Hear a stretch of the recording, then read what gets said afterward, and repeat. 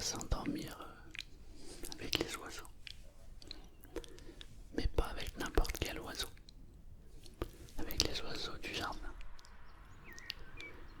Je suis chanceux. Ouais, je sais, j'ai toujours de la chance. La maison qu'on a achetée, elle a un grand terrain. Et il y a des arbres tout autour de la propriété. Et du coup, tous les jours, on entend les oiseaux. Mais le plus fort, c'est le matin. C'est juste magique.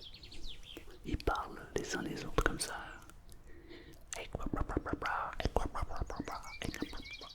J'adore, j'ai kiffé. Alors, j'ai enregistré ce qui se raconte. Et s'il y en a un parmi vous qui est capable de me dire ce qu'ils se disent, waouh, je suis preneur. Il m'arrive parfois de discuter avec eux. Pas discuter d'un bien grand mot, mais j'adore les écouter et siffler avec eux. Et c'est marrant parce que souvent ils répondent. Je serais curieux de savoir ce qu'ils se disent. J'adore les oiseaux. Pour moi, c'est l'animal le plus. Je sais pas si on dit. Ouais, le plus libre. J'ai la chance de pouvoir faire des rêves lucides de temps en temps. Et quand je fais un rêve lucide, la première chose que je fais, dès que je prends conscience que je suis dans un rêve lucide, c'est que je vais voler. Waouh, c'est juste magique. Pour ceux qui ont la chance de pouvoir faire ça aussi, waouh, c'est un régal. Et du coup, je les entends. Et je me mets à voler avec eux. C'est magique. Et j'ai vraiment de la chance. Là, quand ils se mettent à chanter comme ça, là, qu'est-ce que c'est bon. Alors on va s'endormir tranquillement avec eux. C'était ok.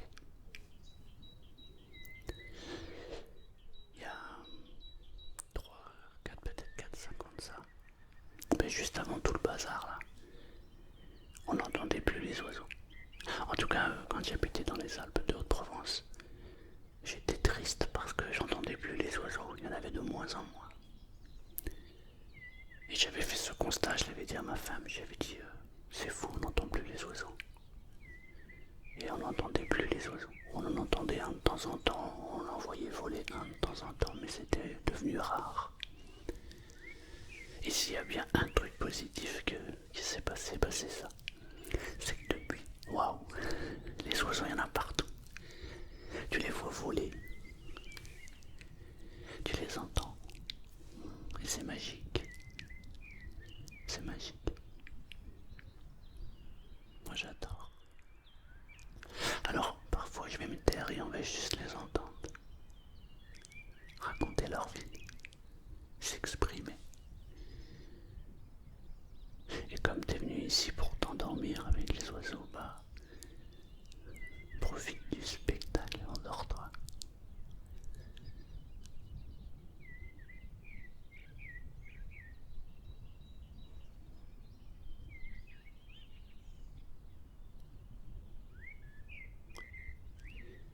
L'autre jour on est parti se balader à Toulouse. Waouh, j'avais oublié ce que c'était que la sensation d'être dans une grande ville. Oh, le brouhaha qu'il y a là-dedans, c'est ouf. T'entends du bruit de partout, des voitures, des camions, des klaxons, des mobylettes, des motos. Des gens qui parlent, des gens qui crient, le bruit des sonnettes, le bruit de tout, de tout. Et maintenant, je me suis fait une pièce là, ici, qui est plutôt bien insonorisée. Et j'entends rien. Il m'arrive parfois d'entendre quelque chose, mais c'est étonnant. Donc des fois, je viens ici, je ferme les yeux et je me laisse porter par le vide, par le rien. Waouh, qu'est-ce que c'est bon de ne rien entendre du tout. En fait, c'est même surprenant au début. On a tellement l'habitude d'entendre du bruit que quand on est dans une pièce comme ça où il n'y a rien, C'est bizarre la première fois, mais c'est tellement bon. T'es dérangé par rien, sauf par les oiseaux. Mais les oiseaux, moi, ne me dérangent pas. Écoute, écoute.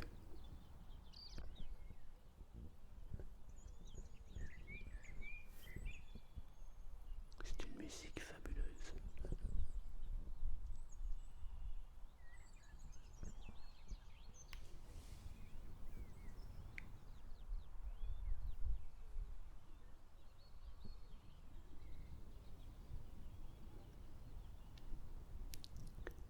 Comme on parle des oiseaux, je vais vous raconter une anecdote.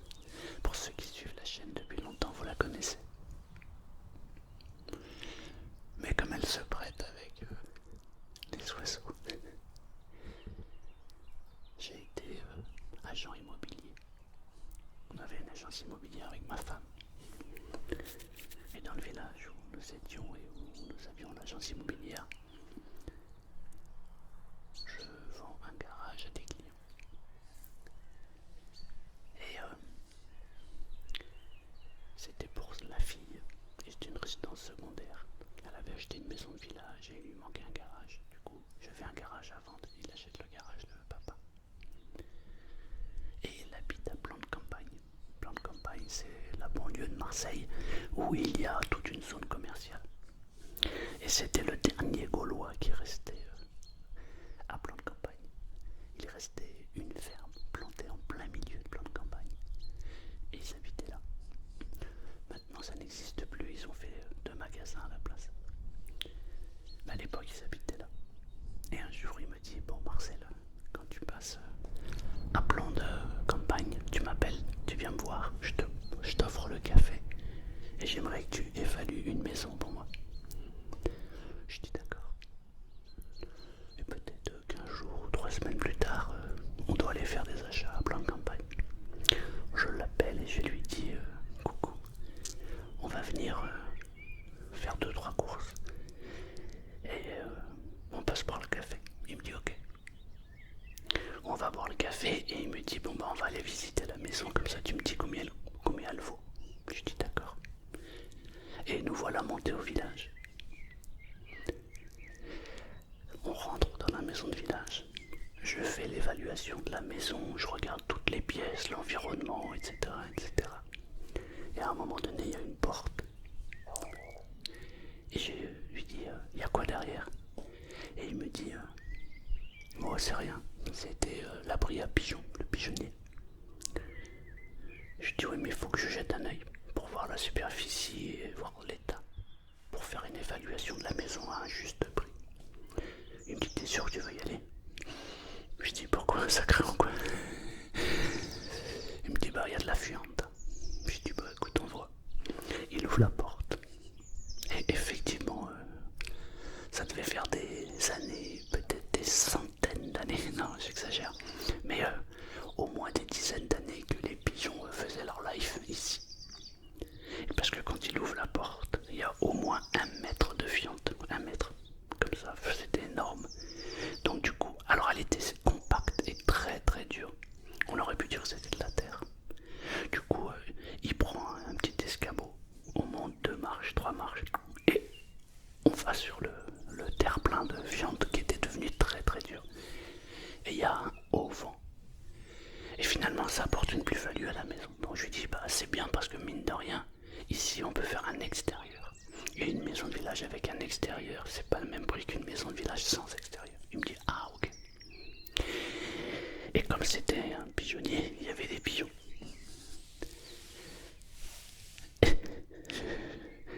Là, je vais regretter ce que j'ai dit, mais c'était comme ça.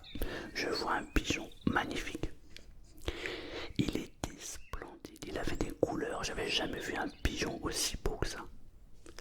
Et je regarde le pigeon, je regarde le monsieur et je lui dis, waouh, il est magnifique ce pigeon. Il me regarde, ah ouais, il est beau. Il fait comme ça, il prend sa main, il attrape le pigeon. Et là, il m'a refait la scène de Bernie, le film, avec Dupontel. Il attrape le pigeon. C'est dégueulasse. Il fait comme ça.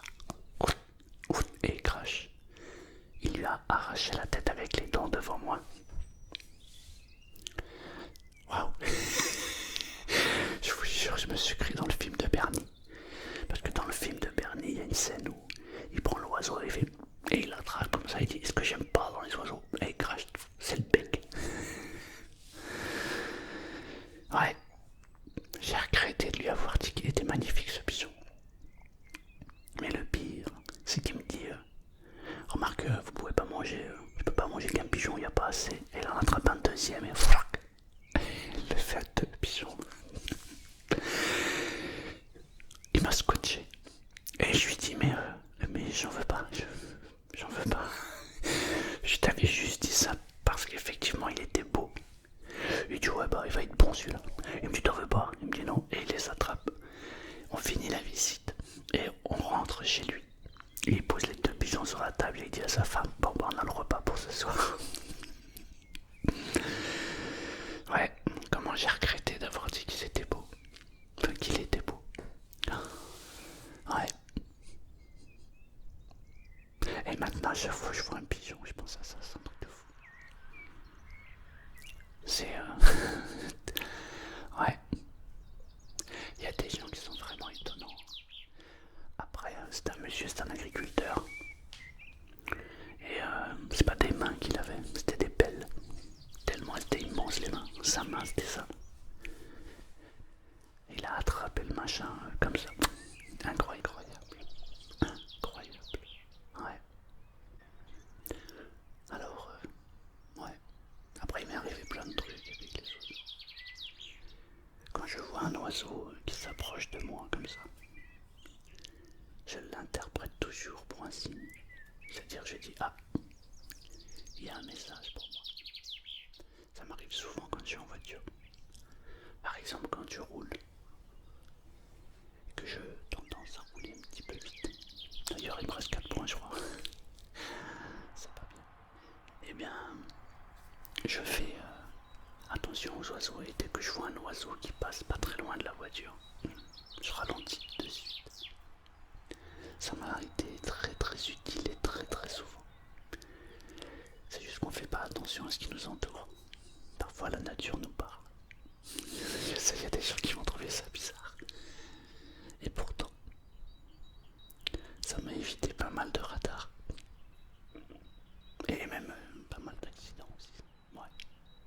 Quand il y a un oiseau comme ça qui passe pas loin de la voiture, ralentis. Surtout que maintenant que tu le sais, ça va devenir une croyance. Et dès que c'est une croyance, ça marche. Il faut faire attention à ça. Il y a un double langage là, pour celui qui capte. C'est ouf. Écoute.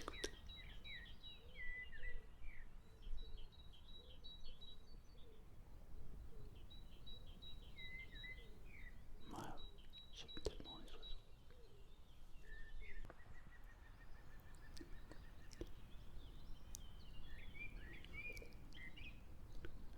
Ça va. Ça va. Je me demande si tu t'es endormi ou pas. Ou si en fait t'écoutes ce que je dis.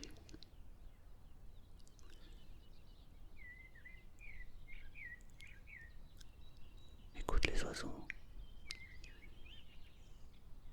La mélodie. Waouh. Moi j'adore. Et maintenant je me fais réveiller tous les matins par les oiseaux. Ils commencent assez tôt. Mais bon, on les excuse. Quand ils chantent comme ça, c'est magnifique.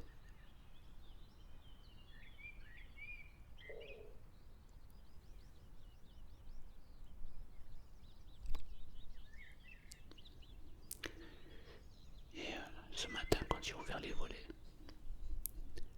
je regardais, il y avait le soleil qui se levait. Et comme on a un grand terrain, bah, la vue est sympathique. Et on a les herbes qui commencent à bien pousser parce que ça fait pratiquement 8 jours qu'il pleut. J'ai pas coupé l'herbe. Le terrain est trop grand et j'ai pas encore ce qu'il faut pour couper l'herbe. Et bon, ensuite j'ai un ami qui va venir me faire la couper pour récupérer et en faire du foin.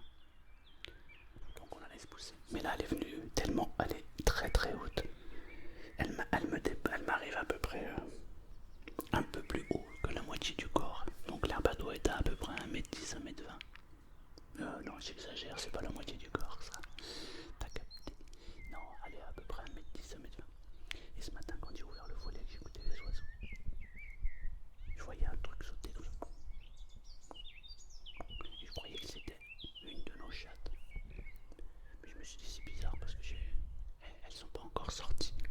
peux pas avec les chattes. Et puis en plus, je pense pas qu'elles sautent aussi haut pour avancer, quoi. En général, les chats, ça rase, ça se fait discret. Et en fait, non, c'était un carène, un lièvre. Et du coup, on a des lièvres qui traversent le terrain. J'avais jamais vu des lièvres comme ça. Ils sont énormes, énormes. Ils ont des oreilles comme un... Ils sont énormes. Et c'était juste magique. Tu ouvres le volet, tu entends les oiseaux. Puis tu vois ce lièvre là qui vient comme ça. Alors il a eu peur. Parce que quand il m'a regardé, en fait, il m'a regardé, je l'ai regardé et j'ai fait oh, chérie, regarde. Et dès que j'ai dit chérie, regarde, il s'est barré. Mais j'adore. J'adore. Non, c'est top. L'autre jour, il y avait une biche qui traversait. Ça doit être le paradis des chasseurs ici, franchement. Il y a une biche qui a traversé le haut du terrain. Parce qu'en fait, on a le terrain qui est divisé en deux parties. Au milieu, on a un cours d'eau. Et du coup, sur la partie haute, il y avait la biche comme ça. Magique. Magique. Et on a un héron blanc qui se pose sur la partie haute du terrain. Bon là, ça fait peut-être bien 10 jours que je ne l'ai pas vu. Mais pratiquement tout l'hiver, il était là. Il vole et après il se pose au milieu du terrain. Et je kiffe. Je le regarde de loin. J'adore les hérons. Il faut que je m'achète des jumelles pour mieux le voir. Ouais. C'est génial. C'est génial. Ouais. J'ai de la chance. La chance d'avoir de la chance.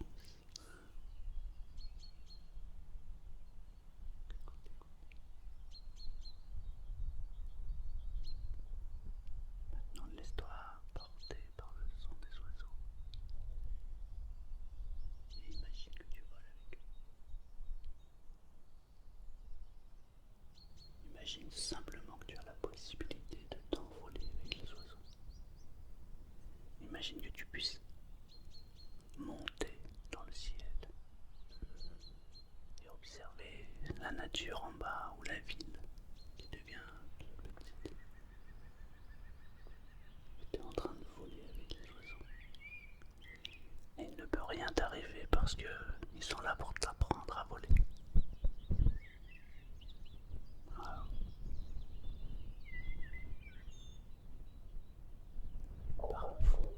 Parfois, ils te regardent. Tu te mets sur le côté, tu les regardes et tu vois ce paysage magnifique. Voilà. Tu peux faire des pirouettes. Tu peux tourner dans tous les sens. Tu sais que tu seras toujours du bon côté pour pouvoir aller encore plus haut, encore plus loin. Et tu peux monter encore plus haut pour voir de plus haut le magnifique paysage. Tu peux même voir les cours d'eau en bas, peut-être même les rivières. Et comme il fait beau, qu'il fait bon, t'as la sensation de l'air chaud et froid de ton corps. Waouh, c'est magnifique.